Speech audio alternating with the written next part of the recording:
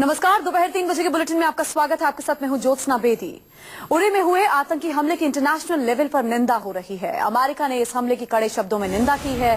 भारत में अमेरिका के राजदूत रिचर्ड वर्मा ने बयान जारी करते हुए कहा कि अमेरिका शहीद हुए जवानों के परिवार के साथ संवेदना रखता है।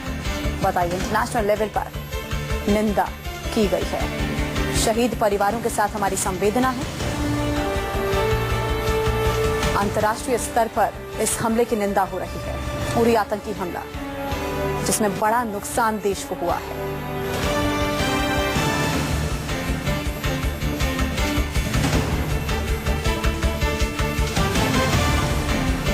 इस बाबत गृहमंत्री राजनाथ सिंह ने बैठक भी बुलाई थी, जिसमें तमाम बड़े उच्च अधिकारी, सुरक्षा एजेंसी के अधिकारी सब मौजूद थे। वो बैठक भी खत्म हो चुकी है।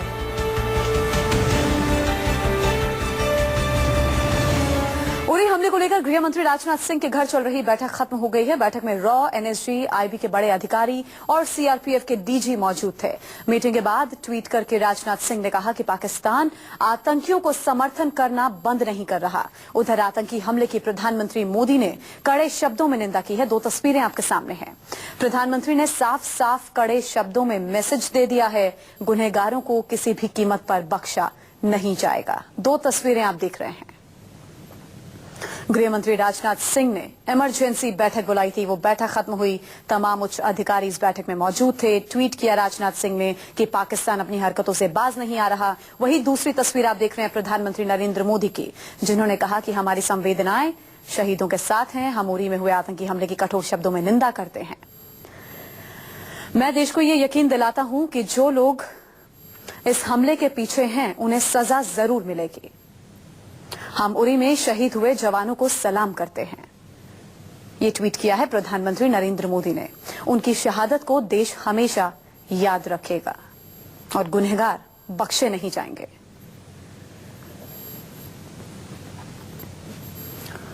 हमारी संवेदनाएं शहीदों के परिवारों के साथ हैं।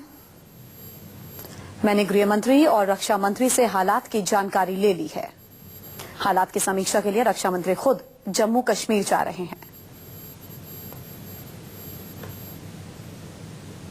पाकिस्तान एक आतंकवादी देश है और उसकी पहचान इसी रूप में होनी चाहिए। ये ट्वीट गृह मंत्री राजनाथ सिंह ने किया है। हमारी संवेदनाएं शहीद सैनिकों के परिवारों के साथ हैं। इस आतंकी घटना के पीछे जो लोग हैं उन्हें सजा मिलेगी। इस हमले और 17 जवानों की शहादत से गहरा दुख पहुंचा है। मैं घायलों के जल्द स्वस्थ होने की कामना करता हूं।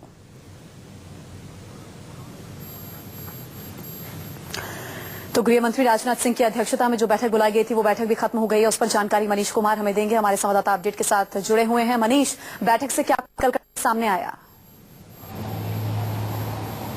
देखिए, जो उसने करीब 1.5 घंटे राजनाथ सिंह की अध्यक्षता में उनके निवास स्थान पे, और जब बैठक खत्म हुई तो अजीत डोभाल जो कि राष्ट्रीय सुरक्षा सलाहकार है, उनके साथ अलग से राजनाथ सिंह की एक बातचीत हुई है। आपको बता दें कि जो कुछ भी हुआ उसके बाद डीजीएमओ जो director general of military operation है, उनकी 4:30 बजे प्रेस कॉन्फ्रेंस भी होगी, जिसमें वो जो घटना हुई है उड़ी में उसके बारे में वो ब्यौरा देंगे। उनकी तरफ से एक प्रेस कॉन्फ्रेंस होगा और 4:30 बजे कहा जा रहा है कि ये प्रेस कॉन्फ्रेंस होगा। इस बैठक के बाद राजनाथ सिंह ने ट्वीट किया और निश्चित तौर पर पाकिस्तान पर बड़ा हमला करते हुए कहा कि पाकिस्तान एक आतंकवादी देश है, आतंकवाद को प्रायोजित करने वाला देश है और उसको आइसोलेट करने का समय आ गया है, उसको अलग थलग करने का समय आ गया है। और जिन लोगों ने उड़ी में जो घटने को अंजाम दिया, जो फिदाइन हमला जिन्होंने किया, पूरी तैयारी के साथ आए थे और उनके पास अच्छा खासा असला और जो हथियार मौजूद थे और पूरी तैयारी के साथ आए थे, इस बात को लेकर ट्वीट किया। साथ ही साथ आपको बता दें ज्योत्सना की प्रधानमंत्री ने भी ट्वीट कर कहा कि जिन लोगों ने इस घटना को अंजाम दिया है वो बचकर निकल नहीं सकते, उनको बख्शा नहीं जाएगा।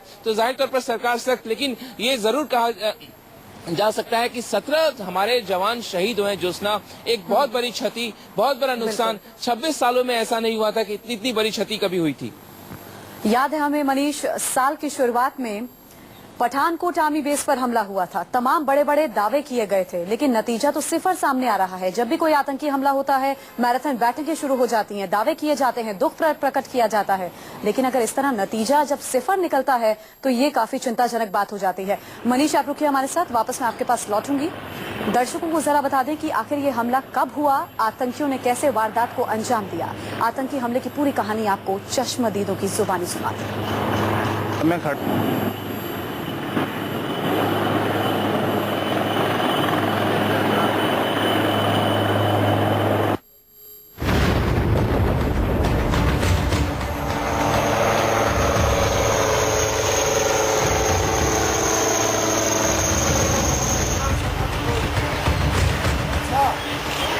ये आतंक की आग है जो आतंकियों ने पाकिस्तान की शह पर भड़काई है। जम्मू कश्मीर के आर्मी ब्रिगेड कैंप पर आज सुबह आतंकियों ने हमला बोला था। तड़के 5 बजे 4 आतंकी कैंप में दाखिल हुए और सेना पर हमला बोल दिया। बताया जा रहा है कि आतंकी तार काटकर आर्मी कैंप में दाखिल हुए।